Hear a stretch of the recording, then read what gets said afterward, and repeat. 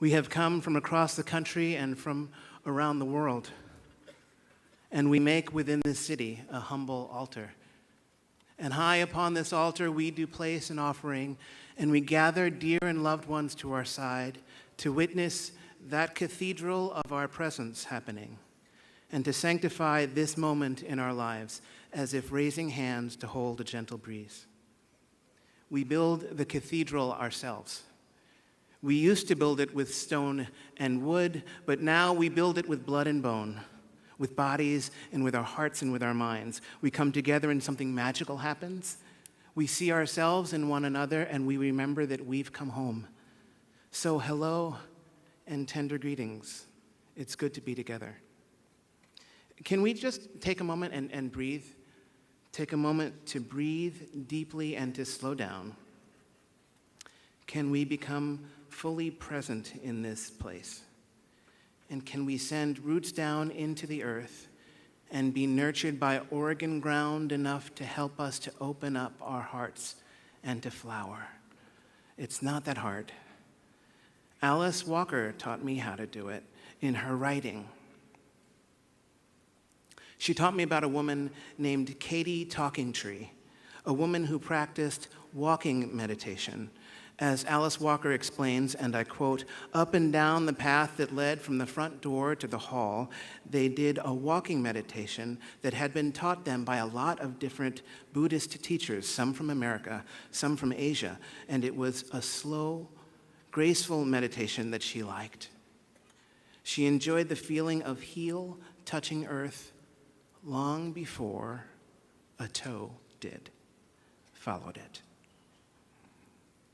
Alice Walker reminded me that meditation takes time and that life takes time. So let's slow down and live. I have to slow down. My life depends on it. When I don't slow down, I get really caught up in the things that have been happening around me. I get caught up in what happened in Ferguson and in Sanford, Florida, where Trayvon Martin walked with tea and Skittles. I get caught up in what happened in Cleveland and caught up with the deaths of Tanisha Anderson and Tamir Rice and Eric Garner in Staten Island and Rakia Boyd in Chicago and what happened to Miriam Carey in Washington, D.C. and to Freddie Gray in beloved Baltimore. And I ball my fists and I clench my teeth and my chest gets tight from shallow breathing and I close down and I forget what Alice Walker was teaching: to sit down with the redwoods, for they know time better than we do. To wake up early in the morning and to greet the day and live it long. To walk gently on the earth. Alice Walker explains that we have in the very title of the book that I quoted earlier, now is the time to open up your heart. Now, the first time I came to the Northeast, the first time I saw that famous mountain with my own eyes, I was surprised. I was surprised. She seemed almost calm, much more resolved than I thought she'd be, even after all of this time. 35 years ago, on 18th of May in 1980, she erupted in violence and catastrophe. She darkened the sky, and she took the lives of 57 people, including 83-year-old Harry Truman. She overwhelmed herself with her force, with her own power. She stomped her feet in anger on the earth until it quaked beneath them. 5.1 on the Richter scale. She threw 3 cubic kilometers of earth into the heavens or down the mountain like an earthen tidal wave, and what remained of her peak, of her summit, was 1,300 feet lower than it had been the day before, and she made a mile-wide crater in a matter of minutes and sent a vertical plume of ash 16 miles into the sky. And I thought to myself, reflecting honestly, I've had days like that. I have been so caught up in the tensions of American life that I too have stomped my feet, and I too have quaked the earth, and I too have darkened the sky for those around me. And yet, there she was. She seemed almost calm, much more resolved than I thought she'd be. How quickly beautiful life returned to her. Of course it did. She found an honest way to the gifts of forgiveness, forgiveness being that precious agreement to see the world as it actually is. The mountain that we in this culture have come to know as Mount St. Helens figured out what she believed about life, and she looked for beauty with her own eyes, and she opened up her heart. Do you know what you believe about life? Can you see the beauty in the world that is within you, especially when you're all caught up in the world? I know what I believe. I believe that something absolutely and mountainously strong resides within the soul of every one of us. I still believe in the mountain that erupted years ago. She helped me to open my heart in spite of everything and because of everything.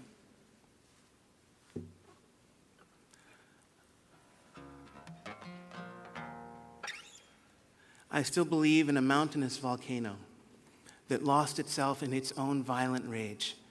And I believe in looking out up into the open depths of my own soul and in flying with both feet in Portland. Would you sing that with me? Would you try that? It goes like this. I still believe in a mountainous volcano. Would you try that?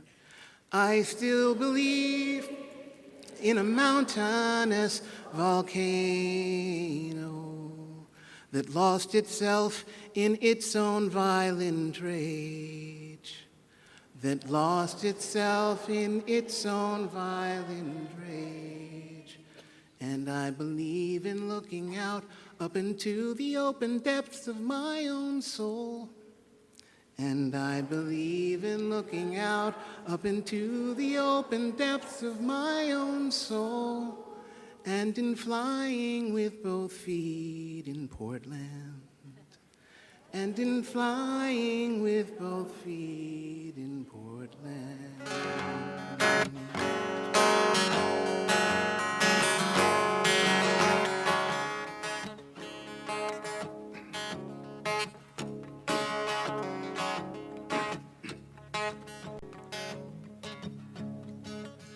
I don't believe in angels. I'm too busy falling from the heavens myself, tripping on my own wings, tripping on my own wings. Don't believe in miracles when there's still this much going wrong with the world. Eyes on the mirror of yesterday. I don't believe that Jesus would be very pleased with how I keep falling down, would be very pleased about these tears in my heart, and how I can't quite keep my feet on the ground. But I still believe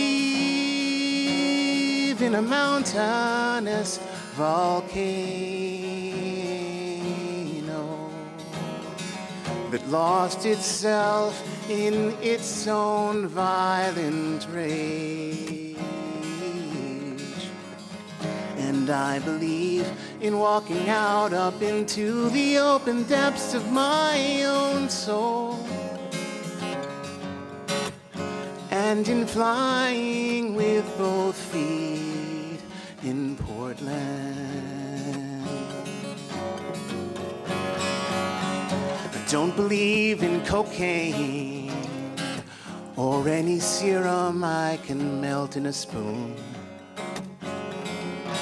tripping on my own wings, tripping on my own wings. I don't believe in bad dreams when my youngest daughter lay asleep in my arms, rising like this day's youngest light. And I don't believe in violence or in these sorrows that I keep on the shelf, Impossible anger that I fire at you, invisible arrows that I aim at myself. But I still believe in a mountainous volcano that lost itself in its own violent rage. And I believe in walking out up into the open depths of my own soul, and in flying with both feet in Portland.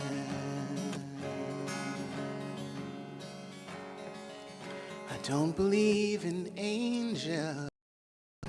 I'm too busy falling from the heavens myself,